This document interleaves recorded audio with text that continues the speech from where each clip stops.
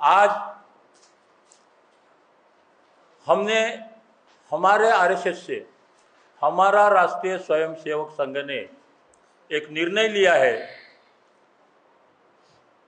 कि इस लोकसभा चुनाव में जो मोदी जी दावा आज कर रहे हैं बीजेपी 400 पार, वो 400 पार को कैसा रोक सकते, इसका मंथन हमारे राष्ट्रीय स्वयंसेवक संघ ने किया और ये निर्णय लिया है कि इस चुनाव में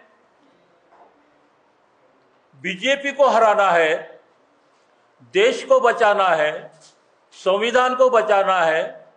इसलिए 400 पार का जो सपना है बीजेपी का, वो कैसा चूर कर सकते हैं और हमारा संविधान कैसा बच सकता है। बीते 10 साल से बीजेपी यहाँ राज कर रही है और इस 10 साल में हमने क्या पाया, हमने क्या खोया, आज हमारी स्थिति क्या है। मतलब ये संविधान का पूरा उल्लंघन है। संविधान में ठीक है, अगर वो जिम्मेदार भी होंगे, भ्रष्टाचार किया भी होगा, ऐसे कई मामले हैं जो 10-10, 20-20 साल से इस देश में चल रहे हैं, लेकिन उनको ना अरेस्ट किया गया। और ताज्जुब की बात है कि पूरे विपक्ष ही लोग भ्रष्टाचारी है क्या? बीजेपी का आज तक एक भी लोक प्रतिनिधि हो, आमदार हो, खासदार हो, मंत्री हो, उसके ऊपर एक भी केस नहीं है। ऐसी स्थिति में संविधान बचाना हो तो हमें ये बीजेपी को हटाने के लिए इंडिया गठबंधन को ही वोट देना जरूरी है। यह समझाने के लिए हम मतदाताओं में जाने वाले हैं। हमने प्रेस नोट में लिखा है, ये सारी चीज़ें हैं। अब सबको एक एडवर्टाइज चलती है, सबको मालूम है भारत के 80 करोड़ जनता को फ्री का राशन 5 किलो दे रहे हैं।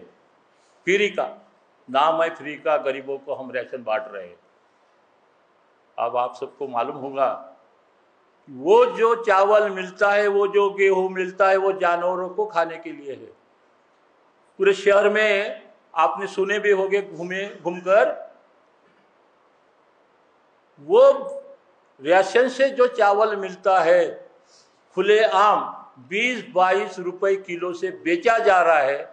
और वो किसको बेचा जा रहा है? उन्होंने एक अनाज माफिया पैदा किया है।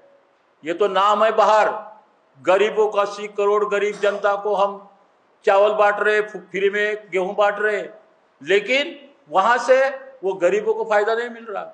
90% जनता 20-22 किलो के भाव से बिकते हैं और वो अनाज माफिया खरीदते हैं। कौन खरीदते हैं? वो अनाज माफिया।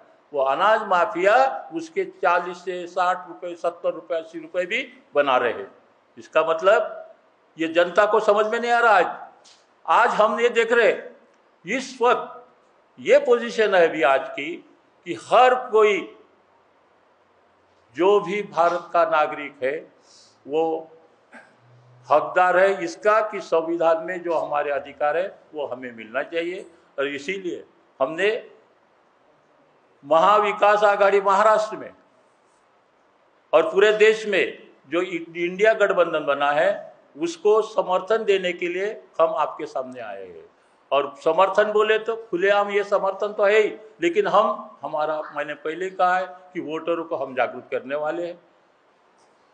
आरएसएस पॉलिटिकल विंग नहीं है, ये एक सामाजिक और सांस्कृतिक संगठन है। इस देश में एक ही आरएसएस है और वो हम हैं। ये हमारा खुलेआम दावा है। इसके अंदर किसी को ऑब्जेक्शन होगा तो उनको बोलो कि कागज़ ला के हमको दिखा दो। पहली चीज़, ये विषय से हटके था। इलेक्शन में क्यों हमारी मजबूरी है कि इस बार हम किसी एक ऐसे संगठन का साथ दें, ऐसे गठबंधन का साथ दें जो संविधान के स्वरूप में चलने की ताकत रखता हो। हम हर उस व्यक्ति के, उस कैंडिडेट के विरोध में काम करेंगे जो संविधान के विरोध में कहीं ना कहीं हमको नजर आ रहा है। इंडिया गठबंधन हमारे लिए एक बड़ा स्वरूप लेकर सामने आया है इसलिए हमको लगता है कि बीजेपी को रोकने के लिए इंडिया गठबंधन के साथ हमने मिलकर काम करना चाहिए। हमारी आरएसएस आज तकरीबन 2.5 लाख प्लस कैडर के साथ में इस इंडिया में मौजूद है और हम हमारे कैडर्स को हमने साफ आदेश दिया हुआ है कि हर उस व्यक्ति का हम साथ देंगे जो कहीं ना कहीं उन मनुवादी विचारधारा के विरोध में काम करने की क्षमता रखता हो।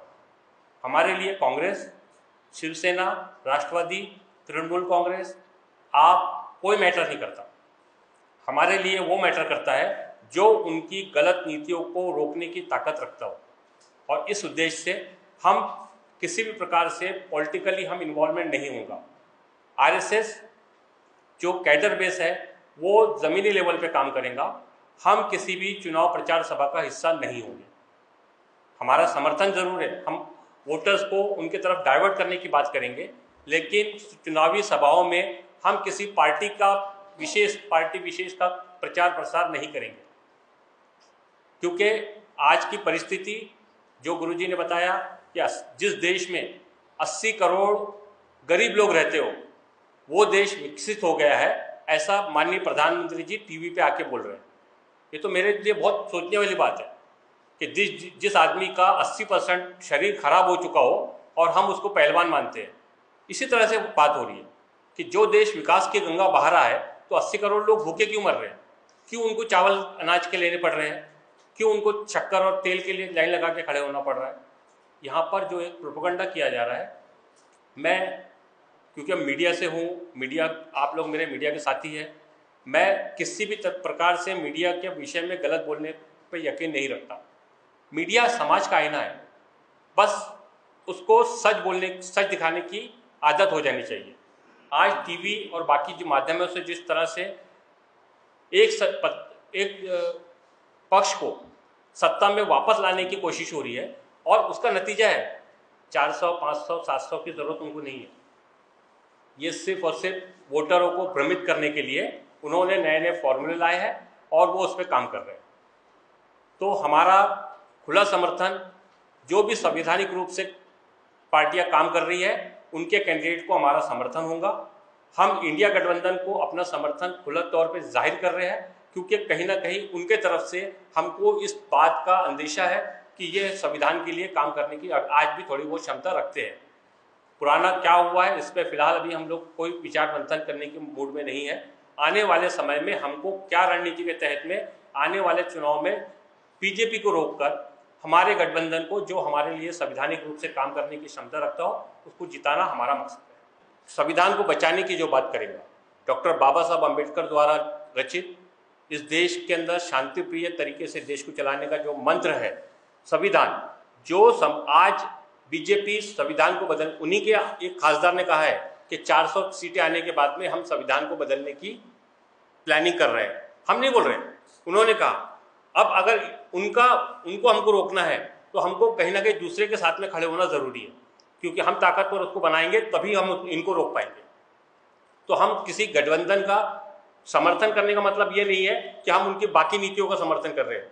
हम सिर्फ बीजेपी की गलत नीतियों को रोकने के लिए इस मूवमेंट का साथ दे रहे हैं। बीजेपी को गलतफहमी है कि उनके कैंडिडेट के विरोध में हमारे पास में विपक्ष में कोई कैंडिडेट नहीं है। ये गलतफहमी कांग्रेस भी पहले पाल चुकी है और आप उसका हश्र देख चुके हो। तो आप ऐसा मत समझिए कि कोई ताकतवर है। जब पहली बार नितिन गडकरी जी नागपुर से चुनाव लड़े थे, मुत्तेमवार साहब बहुत अच्छी कंडीशन में थे, तब भी चुनाव हारे। आप ऐसा नहीं हो, जामवंत राव धोटे साहब का एग्जाम्पल है हमारे पास में कि उन्होंने ताकतवर पार्टी को उस वक्त जमीन पे लाके खड़े किया। तो ये अभी जो चल रहा है, अभी तक के जितने भी उनके फॉर्मूले थे, उन्होंने अपने जितने भी पत्ते थे खोल चुके हैं। अब जो भी पत्ते खुलेंगे वो हमारे आरएसएस की तरफ से खुलेंगे और उसका नतीजा आप देख लोगे। काफ़ी सारी जगह पे जो हुआ था, पिछले बार जो हुआ था, इस बार भी काफ़ी जगह पे होगा। होता यह है कि मिसकम्युनिकेशन का जो एक प्रचार प्रसार का जो हमारे बीच में दौर है, आप देखिए बीजेपी के पास में 35% ही वोट है, 65% आज भी उनके विरोध में है। लेकिन हो रहा कैसा है, अगर मैं आपका विरोधी, आपसे मेरा झगड़ा है, मैं चुनाव लड़ रहा हूँ तो आप भी चुनाव में खड़े हो जाते हैं, हम वोट डिवाइड कर देते हैं। हमारी कोशिश है कि इस तरह की कोई भी अगर हमारी नज़र में एक्टिविटीज़ आती है, आरएसएस की भूमिका यही होगी कि हम कैसे उनके कैंडिडेट को बाहर करने के लिए यहाँ से एक अच्छे कैंडिडेट को चुन के हम सदन में भेज सकें जो संविधान की रक्षा की बात करे, जो इस देश में शांति की बात करे, इस देश के अंदर पत्रकारों के जो आज अधिकारों पर जो हमला हो रहा है, आज जो आम नागरिक के अधिकारों पे हमला हो रहा है, अब ना मुख्यमंत्री सुरक्षित है और ना देश का विपक्ष का अध्यक्ष सुरक्षित है।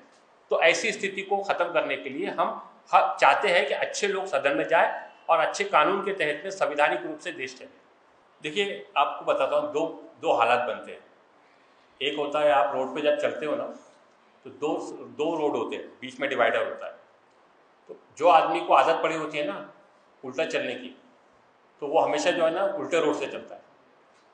बाबा साहब अम्बेडकर ने जब संविधान लिखा और देश की स्थिति को ध्यान में रख के लिखा, आज अगर बीजेपी में दम है तो वो एक सुप्रीम कोर्ट में हमारे तरफ से जनार्दन मुन साहब हलफनामा डालने तैयार है, वहाँ से आरएसएस के मोहन भागवत और बीजेपी का राष्ट्रीय अध्यक्ष एक हलफनामा डाल के दिखा दे कि साहब, हम चाहे सत्ता में रहे या ना रहे, हम संविधान के किसी भी कायदे का हनन नहीं करेंगे, इतना ही लिख के अगर दे दे तो मैं आपकी बात को सत्यता के रूप में लेकर उनका भी समर्थन करने की ताकत रखता हूँ।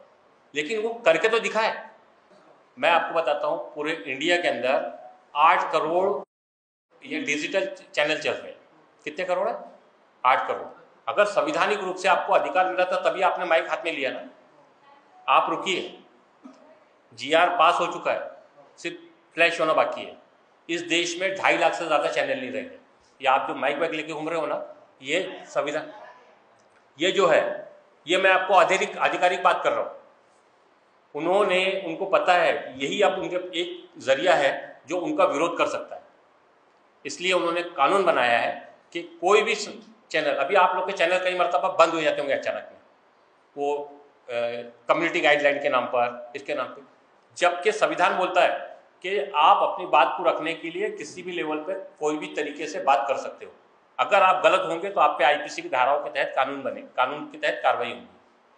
ये जो संविधान के को चलाने की बात चल रही है, संविधान बदलेगा नहीं, आप जो बोल रहे हो, ये संविधान का हनन ही हो रहा है कि आज इस देश में सीए, एनपीआर, एनआरसी लाने की बात को कानूनी तौर पे मान्यता दे दी गई। संविधान ने बोला है जो आदमी इस देश में 5 साल तक रहा है उसको भारतीय नागरिक माना जाएगा। मैं बोल रहा हूँ क्या? आर्टिकल 5 बोल रहा है। लेकिन एनआरसी का जो आप ड्राफ्ट पढ़ोगे वो खुले तौर पे बोल रहा है कि जो आदमी उनके नियम के अनुसार इस देश के अंदर कागज नहीं प्रोड्यूस कर पाएगा वो आदमी इस देश का नागरिक नहीं माना जाएगा। संविधान को धीरे धीरे बदला जा रहा है, जो हमको समझ में देर से आएगा, लेकिन जब समझ में आएगा तो शायद बहुत सारी चीज़ें हाथ में नहीं होंगी। ऊपर का कवर संविधान के नाम का रहेगा, अंदर में कानून पूरे बदल दिए गए।